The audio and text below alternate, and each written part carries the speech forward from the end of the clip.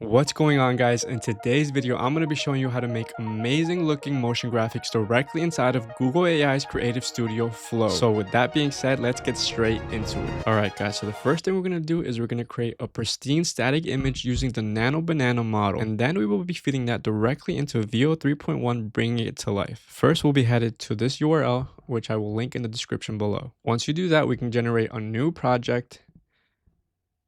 And this is going to help us keep our generation and our visual assets organized. We can rename this to Motion Graphics Demo. Okay, we'll accept that.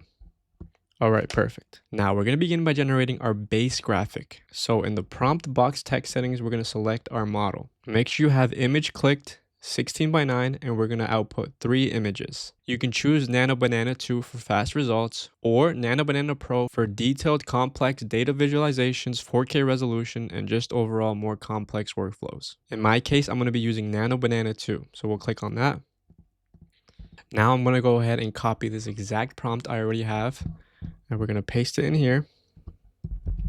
And we're going to wait till our images get generated. For best results, you can use this prompting formula: subject, action, location, context, composition, and style. Okay, this looks good enough. Now, if your image isn't absolutely perfect, you can go ahead and click on the image you want to edit. In our case, I'll choose this one. Then we click on the pencil icon over here. We're going to select the shapes.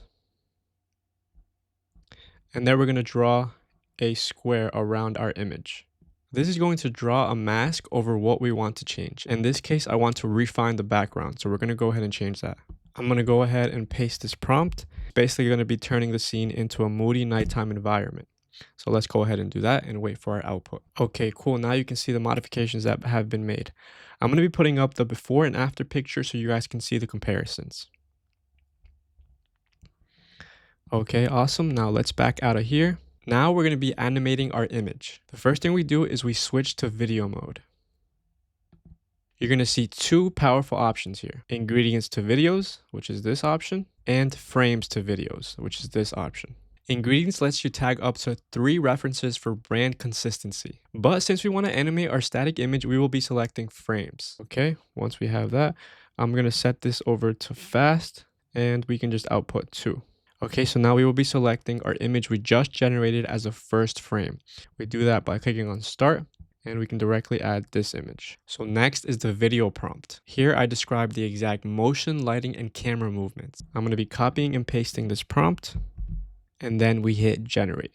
Okay, so now our videos are generated. Let's see what we got. The future is on your wrist.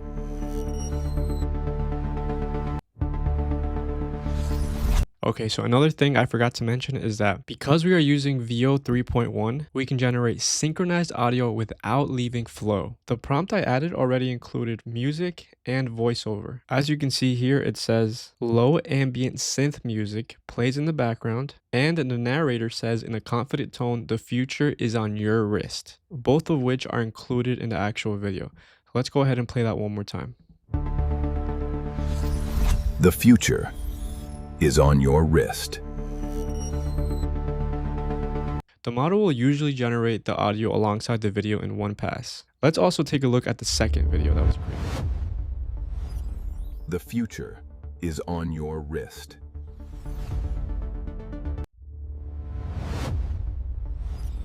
The As you guys future can see, this is really on your high wrist. quality, pristine stuff right here. So as you guys can see, the video clip is only 8 seconds long, but we can actually extend it if we want to. And we do that by using the extend button right here. So we're going to go ahead and provide it a brief continuation prompt. Do it right here. We make sure extend is selected and we generate again. Okay, so now our video is done generating. So let's go ahead and take a look. Keep in mind that this is the extended version. The future is on your wrist.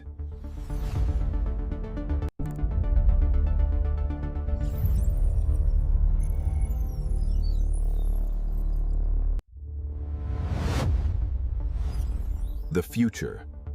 So now we can see the video went from 8 seconds to 15 seconds. So we added on an extra 7 seconds of motion graphics. Okay, so now let's talk about exporting. Once your motion graphic sequence is assembled, it's time to export. We do this by hovering over the download button. Click on it.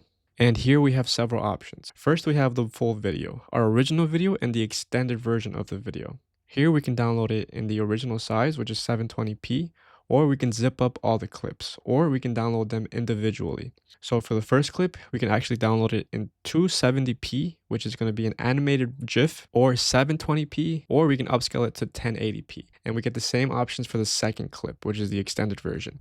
We get 270p, which is a looping GIF, or 720p or upscale 1080p. Now, before we wrap up, let's talk about credits. Generating Nano Banana images inside of Google Flow actually costs 0 credits. As we can see here, for free, you receive a one-time credit of 100 credits and 50 credits per day. Now, if we go back over here, we can see that VO 3.1 Fast is 20 credits per one video. VO 3.1 Lite is 10 credits per video, and VO 3.1 Quality is 100 credits per video.